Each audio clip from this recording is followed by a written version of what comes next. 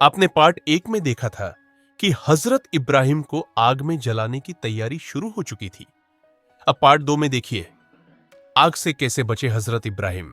इब्राहिम अलैहिस्सलाम को बांधकर दूर खड़ा कर दिया गया, लेकिन वह अब भी डरे नहीं थे। उनकी आंखों में वही सुकून था, वही यकीन कि जिस अल्लाह ने उसे पैदा किया है वही उसकी हिफाजत भी करेगा। शहर की तैयारी और सबसे बड़ी आग, शहर में हलचल मची हुई थी। हर घर, हर बाजार, हर गली से लोग लकड़ियां ला रहे थे। किसी को अब पूजा की परवाह नहीं थी। सबकी नजर सिर्फ उस विशाल ढेर पर थी जो आसमान को छूता हुआ लग रहा था। लोग कह रहे थे, इब्राहिम को इतनी बड़ी आग में फेंकेंगे कि उसकी याद भी मिट जाएगी। कई दिनों तक लकड़ियां जमा की गईं। ढेर इतना बड़ा हो चुका था कि उसकी ऊंचाई देखकर लोग खुद डर जाते थे।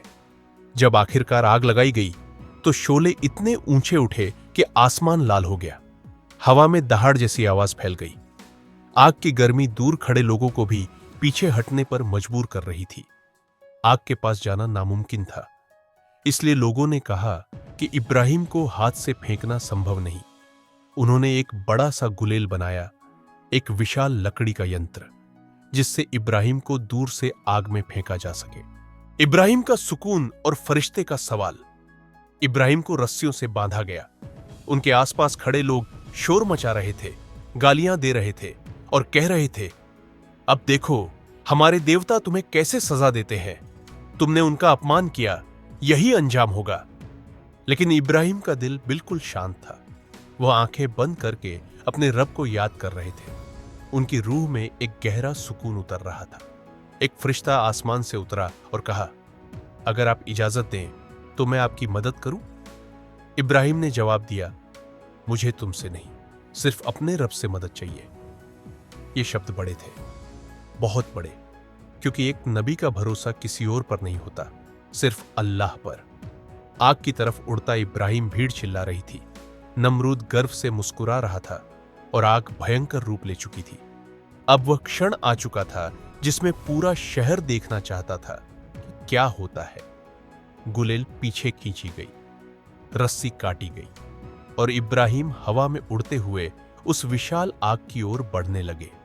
लोग अपनी सांसें रोककर देख रहे थे, क्योंकि कोई भी इंसान इतनी भयानक आग से बच नहीं सकता था। लेकिन उन्हें नहीं पता था कि आग भी अल्लाह के हुक्म की मोहताज है। आग का हुक्म और कायनात का थम जाना। इब्राहिम आग की ओर उड़ रहे थे। पूरा शहर अपनी सांसें रोककर उन्हें देख रहा था। किसी को उम्मीद नहीं थी कि इतना बड़ा शोला किसी इंसान को जिंदा छोड़ देगा। लोग सोच रहे थे, अब इसका अंत हो जाएगा। लेकिन जिस क्षण इब्राहिम आग के करीब पहुंचे, उसी क्षण पूरी कायनात जैसे थम गई। आग भड़क रही थी, पर उसी पल अल्लाह का हुक्म आसमान से उतरा, ऐ आग, इब्राहिम पर ठंडी हो जा और सलामती बन जा। यह हुक्म सिर्फ शब्द नहीं था, यह आग के लिए आदेश था, और आग भी उसी की गुलाम है जिसने उसे बनाया। लोगों ने देखा कि आग अचानक बदल गई। शोले अब भी ऊंचे थे, लेकिन गर्मी गायब हो गई थी। लोग एक दूसरे को देखकर डरने लगे। किसी ने कहा, यह कैसे हो सकता है? दूसरा बोला, क्या आग अपनी गर्मी भूल गई? तीसरा चिल्लाया, यह कोई जादू नहीं, यह कोई चमत्कार है। आग में बैठा इब्राहिम और लोगों की आंखें खुलना। आग के बीच में इब्राहिम बैठे थे, शांत, सुरक्षित, जैसे कोई हवा में बैठा हो। उनके चेहरे पर सुकून था और आग उनके चारों तरफ ऐसे घूम रही थी जैसे उसे पता हो कि यह अल्लाह का दोस्त है। जो लोग दूर खड़े थे, उन्हें अपनी आंखों पर यकीन नहीं हो रहा था। नमरूद की आंखें हैरानी से फैल गई। उसका गर्व पहली बार टूट रहा था। कुछ लोग बोल रहे थे, देवताओं ने इसे क्यों नहीं जलाया? कुछ कह रहे थे, इब्राहिम सच कह रहा था, ये मूर्तियां कुछ भी नहीं कर सकती। किसी ने कांपती आवाज में कहा, यह लड़का नहीं, यह अल्लाह का बंदा है। आग अपनी पूरी ताकत से जल रही थी, लेकिन इब्राहिम उसके बीच में ऐसे बैठे थे जैसे बाग में ठंडी हवा चल रही हो। यह वो चमत्कार था जो दुनिया ने कभी नहीं देखा था। आग का ठंडा हो जाना और सच्चाई की रोशनी। कई घंटे बीत गए, लोग थक गए, शोर बंद हो गया और आखिरकार आग की लपटें धीमी होने लगी। जब धुआं हटा तो लोग भागकर पास आए और उन्होंने देखा इब्राहिम बिल्कुल सही सलामत खड़े हैं। उनके कपड़े तक नहीं जले थे। शहर स्तब्ध था। हर चेहरा डर, हैरानी और सच्चाई के एहसास से बदल चुका था।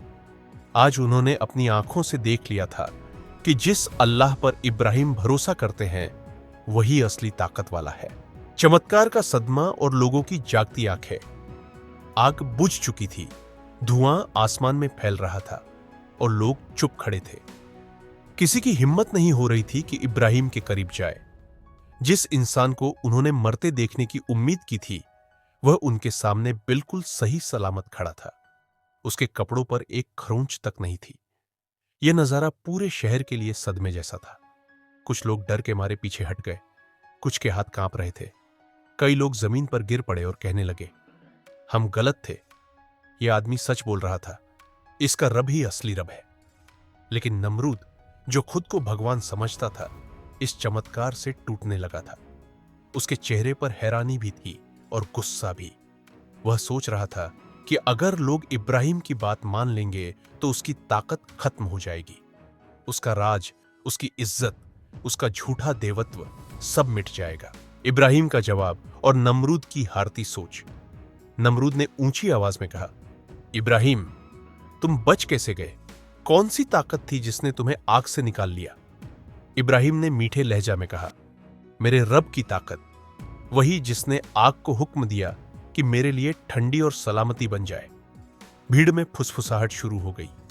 लोग एक दूसरे से कह रहे थे, ये वही अल्लाह है जिसने आसमान और जमीन बनाई। पत्थर कैसे किसी की रक्षा करेंगे? जिसे हम भगवान कहते थे वो खुद को बचा भी नहीं सकता। नमरूद ने लोगों को चुप कराया और इब्राहिम से पूछा, तुम्हारा रब कौन है? इब्राहिम ने जवाब दिया, मेरा रब वह है जो जिंदगी देता है और मौत देता है, जो हर चीज पर काबू रखता है, जिसने तुम्हारे इस बड़े से साम्राज्य को भी सिर्फ एक इम्तिहान बनाया है। नमरूद तिलमिला उठा। उसने कहा, मैं भी जिंदगी देता हूं और मौत देता हूं। उसने अपने सैनिकों को बुलाया और कहा, एक कैदी को मार दो और एक को छोड़ दो। देखो, मैंने मौत दी और जिंदगी दी। इब्राहिम ने उसे देखकर कहा, यह जिंदगी देना नहीं, यह जुल्म है। अगर तुम सच में खुदा हो तो सूरज को पश्चिम से उगाकर दिखाओ। सच की जीत और मिशन की शुरुआत। यह चुनौती इतनी बड़ी थी कि नमरूद के पास कोई जवाब नहीं था। उसकी आवाज रुक गई। उसका घमंड टूटने लगा। वह कुछ बोल भी नहीं पाया। लोगों ने यह दृश्य देखा तो उनकी आंखें खुलने लगी। वे समझ गए कि नमरूद का देवत्व सिर्फ एक भ्रम था और इब्राहिम जिस अल्लाह पर भरोसा करते हैं वही असली मालिक है। नमरूद गुस्से में अपने महल की तरफ चला गया, लेकिन पूरे शहर में अब इब्राहिम की बात फैल चुकी थी। लोग पहली बार सोच रहे थे, सवाल कर रहे थे और सच की ओर झुक रहे थे। इब्राहिम आग से सुरक्षित निकल आए थे, लेकिन उनका असली मिशन अब शुरू हुआ था। आग का इम्तिहान तो यहीं खत्म हो गया, लेकिन इसके बाद शहर के लोगों ने जो फैसला किया वह पार्ट 3 में आपको हैरान कर देगा।